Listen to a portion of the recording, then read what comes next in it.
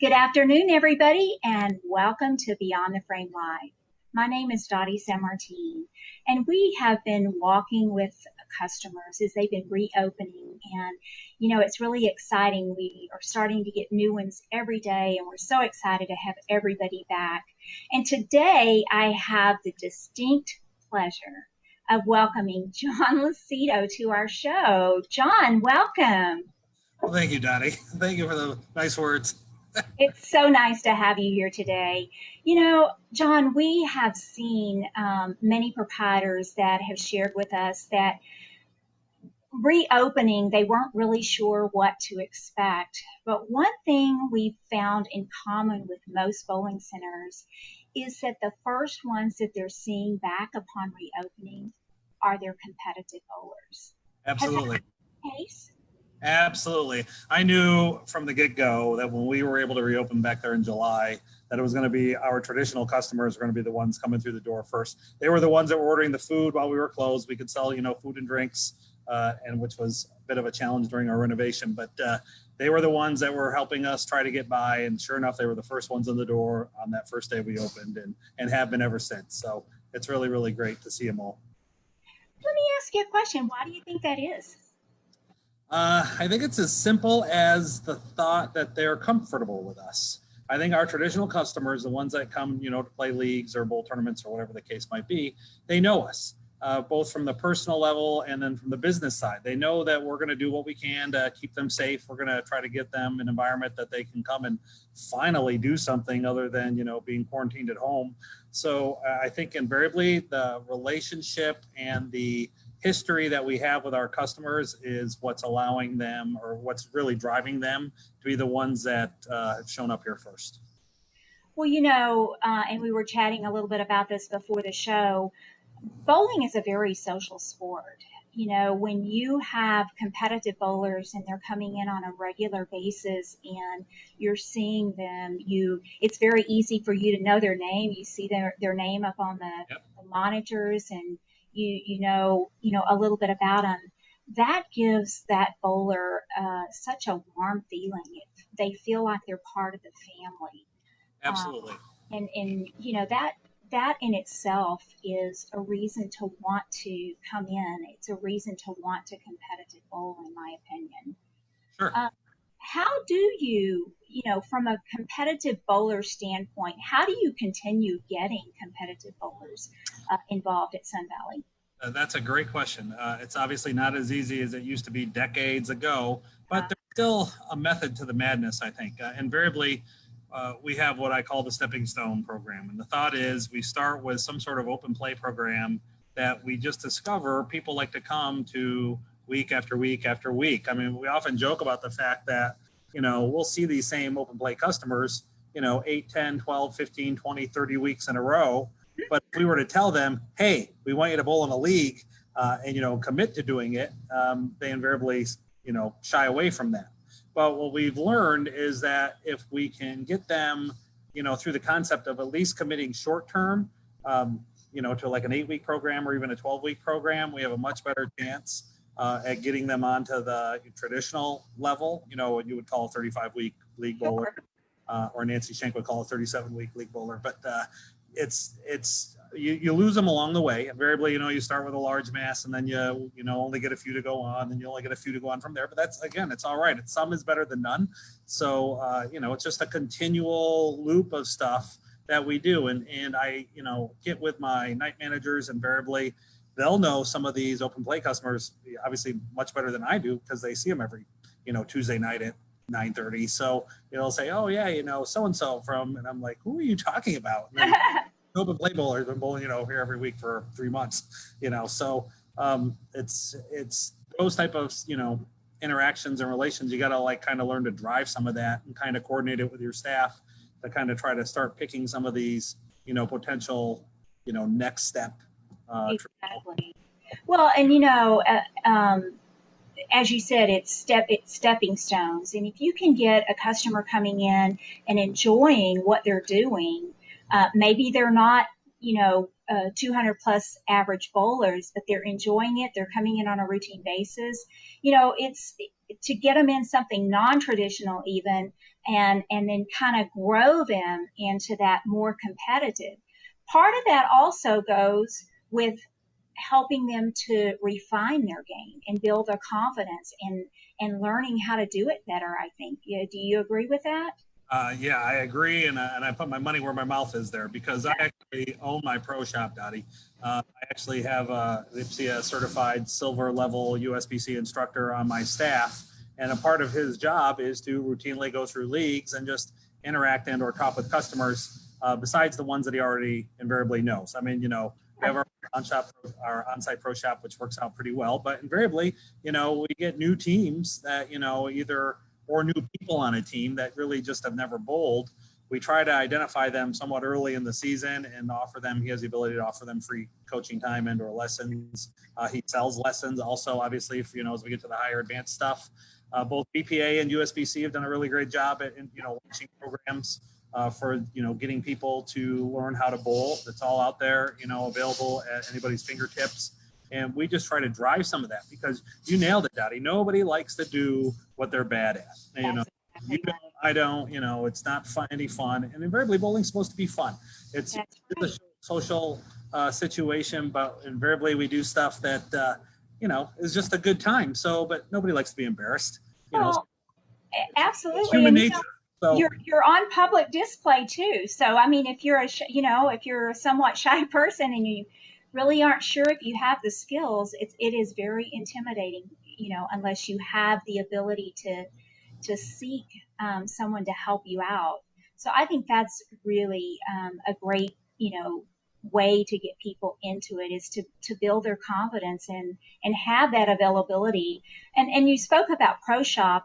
The other thing about that is when you can put equipment into a social bowler's hands, they start to feel invested. They start to feel like, I've got this. I'm a part of this now. And so to have a pro shop that's in tune with, the latest balls and equipment that's available, and to work one-on-one with a customer to help them identify what's best for them, I think is also very valuable to the competitive bowler. Absolutely. And even though, I own my own pro shop, when it comes to the new bowlers, I don't charge them for shoe rental during league play, and some people thought that was a little bit crazy in doing that. But in reality, I want to get them to bowl better where they want to invest in their own, shoes and ball, which is exactly kind of what you're saying, because you do tend to commit a little bit more when you have your own stuff. So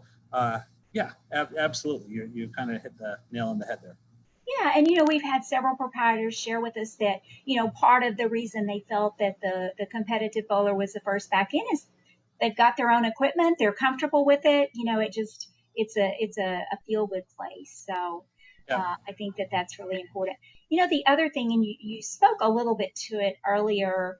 One of the stepping stones for competitive bowlers for many centers is to have in-house tournaments and sweepers and some kind of using some of the features that you have in your scoring system, pull those out and put a fun tournament together that's competitive, but anybody really can have an opportunity to win. So is that something that you guys are having success with? Absolutely. I don't mean to say it this way, but I joke about the fact that sometimes, bowling league is longer than some relationships, Exactly. It just is what it is. It's a commitment, right? So we kind of took the stance of, well, let's try to make it more fun other than just bowling league. And not that league bowling isn't fun. You're with your friends, you're with your family, you're with people that it's a good time, but we try to mix it up. And we really start, historically, we start in mid-September with our Hall of Fame Extravaganza qualifying tournament, which invariably we do one of the non-traditional games for. It's always been odd duck, even better, last pin standing, or headhunter, where basically if you win that in-house qualifying tournament, I pay for you and a guest to go to the Hall of Fame tournament in Las Vegas, where you have a chance to win $25,000 in cash and prizes. It's just another perk. It's only offered during league play. So you have to qualify during your league session. I run like a 5 or 6 week window where you make a $2 donation to the Hall of Fame. And if you go over average in game 2, you qualify for our in-house final. We schedule it, on a weekend during the afternoons when we're not quite so busy, where we put people aside. And, we run this in-house qualifier. You can qualify 5 times for the in-house. Whoever wins goes. And we've been doing it since the Hall of Fame tournament launched 8 years ago. And then, that goes on to Spooktober. We do stuff with virtual red pin. Then we do a ham and turkey shoot, which is strikes. Then we go on to another called 12 Days of Christmas. Then we do some stuff with City Tournament. And then invariably we do what I call March Madness, which we basically, it's 386, I think, is the number of league bowlers we put into 3 different brackets, where we'll then do kind of like what basketball does. We run a bracket through the last 5 or 6 weeks of league, and then I give away $3,000 that, just only to my league people. So we're always doing stuff to try to keep the league people involved, but at the same time, other things that we can do to, make the experience as great as we can, we do that too. Absolutely. Absolutely. And, you're exposing them to the fun side of bowling. And that's always, life is really stressful, especially now. I was thinking, here we are, the end of August, and this is normally, crunch time in the bowling center. And I'm thinking, oh, wow, this year, 2020, crunch time takes on a whole new meaning. Oh, absolutely. Well, yes, it did. And even more so for us, as hard as it is to believe, we're right in the middle of a $4 million renovation and expansion when this occurred. Exactly. I mean, you are absolutely. Chaos. But, that also, speaking of being in the middle of a renovation, that's also something that, competitive bowlers really appreciate. The quality of the center, the experience has so much to do with the equipment being in good shape and having state-of-the-art technology. And it's no different for a bowler. They take pride in the center that they're bowling in, and when they have something new and bright and shiny or new technology, they're proud of that, and they like to see money being put back in for them. It's absolutely them, as well as they should. I mean, in reality, as a business, I set money aside every year to do some sort of, enhancement or improvement to the facilities. People are invested in my facility in a sense. Of course. The fact that they're here week after week after week, they should get some sort of return on their experience. So, I mean, it doesn't have to be anything major, but we try to, do something every single year. So that way when customers come back, they're like, oh yeah, this is absolutely great. I love to try to do stuff. I used to love to try to do stuff in the summer. I've told everybody that changed about 15 years ago. We're actually kind of like doing stuff during the season because customers can see it. That's right. What's going on. Assuming you can do it without creating too much chaos, I would suggest that because, again, people like to be involved and they should be involved. I mean, we are an integral part of their lives. They pick us to do stuff for fun. They don't have to. Nobody has to bowl. Nobody has to bowl here. So, we should be involved with them. It's not just, just a cold business situation. We're a part of their lives and we're happy to be a part of their lives and we're honored to be a part of right. And that goes right back around to it being a relationship. They're very much invested in what goes on there, and that brings up another good point. When you do something in your center, you are doing it for the customers. And one of the things that I really admire about Sun Valley Lanes is that you do include the customer in that journey. So your renovation that's going on right now, with any renovation project, there's going to be some inconvenience. But when you bring that customer along and you include that customer in that journey and in that story that you're telling, they're so willing to overlook things and they just want to be kept in the know of what's going on, and they start to feel like they're a part of that. So has that kind of been your experience with this renovation project? Absolutely, because we had to do this in a couple phases. I hosted the U.S. Open back in mid-February, so we had to build some new restrooms in advance to try to get that done so we could. It was a timing situation. So, all of last season, in some way, shape, or form, there was some construction going on, except for about a 3 or 4 week window where we had the U.S. Open. So customers, they see it, they don't mind it. They kind of deal with some of the headaches. Fortunately for me, we started construction about 5 or 6 weeks early. It's like 3 days after we closed due to the pandemic, and we're about a month behind schedule. Of course, that's actually a pretty good situation considering what was going on with the pandemic. Yeah. But our customers are coming in. They know, that stuff. We still got dust. We still got some stuff here that's not quite perfect. They've been great. They've been absolutely wonderful. They're so excited to see the changes that they're willing to, okay, John, we get it. We know it's a pandemic going on. We know you tried to get it done, but it's okay. That's right. It's a very nice, comforting feeling to know that these people care enough about me and this, the center, that they're giving me the pass to say, okay, it's all right. We get it. It's okay. Well, And we've found that transparency is something that people really appreciate. And I think the fact that Sun Valley has done an amazing job of being very transparent as to what's going on. Yes, there's going to be an inconvenience. I'm telling you up front, there's going to be some inconvenience here. I will, create as good of a situation as I can. And I think, that all plays into this feeling, this warmness, this part of the family feeling that your competitive bowlers feel. There's nothing that can compare to that. right. And I think that, as we were talking a little bit earlier, sometimes people simply need an invitation, to have just the communication. And again, the COVID pandemic has caused an increase in communication. And if there's one thing that I think is going to be beneficial that comes out of this pandemic, is that it has opened channels of communication that were previously closed. And I think to be able to continue to communicate with your customers and keep that rapport going that many centers have started now due to COVID, I think that that's going to be valuable down the road, because it helps even the social bowler to start to get that feeling of, I'm important, I'm part of what's going on there, this is my family. And that's one of the things that I hope that we see coming out of this.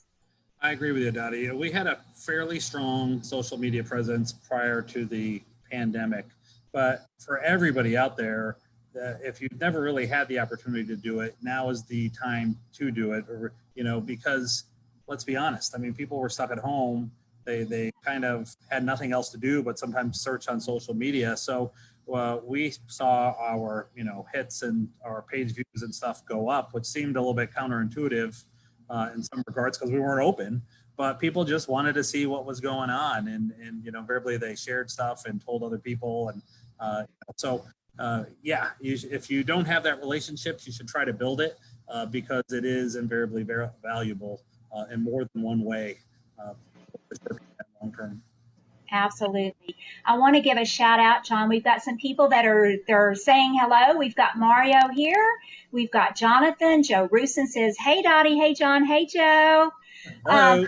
So we've got our little fan club over here.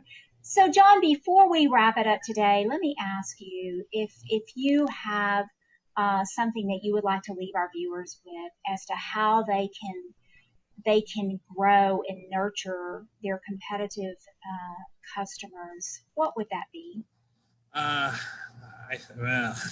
It's a long answer to a short question, but there's a lot to it. I mean, really, you have to establish yourself a bit, in the serious aspect, side of bowling. I mean, I showed you this before the start. We still have the masking unit up from the TV pair. The ball return still decorated there from the Fox show that was on for the PBA back in February. But that doesn't happen overnight. You just don't, pick up the U.S. Open to. So, it's really about committing to the experience. It's as simple as my, mechanic doesn't have a budget really. He just fix stuff. I don't care. Whatever you have to pay labor-wise to keep stuff going or keep stuff clean, it's fine with me because it's about the experience. I don't want people to come here and not have a good time in some way, shape, or form. That includes how the machines operate. Includes if their shirt is still white when they start bowling. It should be right.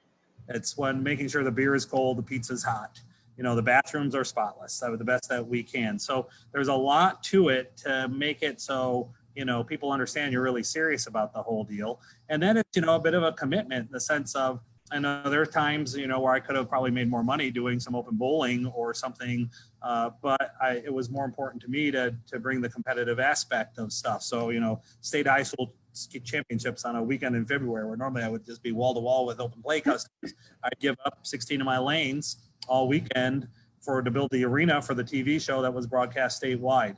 So, I think it's a better investment in the bigger picture, of kind of how we establish ourselves and, who we are. But at the same time, it gives people the status of trying to go someplace special. So You're right. it's not a simple, all you have to do is do this. It's a long-term building of, trust and relationship and effort and energy and money to make it that way. But in the long term, it will pay off. So don't trip over the dollars to pick up the pennies is really kind of, how it's, I guess I view it. So. Well, that's a good way. That's a good way to look at it. Absolutely. And you guys have done a phenomenal job of doing just that. Well, John, I can't thank you enough for giving me the honor of sharing my a pleasure, few minutes Dottie San Martin. I'm going to be one of the people that have been on the show. So, well, good. Well, I'm glad to have you as my guest. And those of you that are watching out there, John, I gave you just a little bit of a hint earlier. On Thursday, my colleague Jay Nephew is going to be joining me, and we're going to let you guys in on a little secret of something that's coming. So you want to make plans now. I'm not going to tell you anymore because you're going to get it, live and fresh on Thursday for Beyond the Frame Live, 3 o'clock Eastern time. So make plans now. And for those of you that are out there, I hope that you're able to take some of what John has shared with you today and put it in use at your center. Here at Beyond the Frame, we are all one big community, and we want to help one another get through this horrible pandemic. And John, you shared some excellent best practices that I hope can help some of our other viewers. Me too. So good luck, everyone. Thank you so much, and I hope everyone has a wonderful afternoon. Me too. Bye-bye.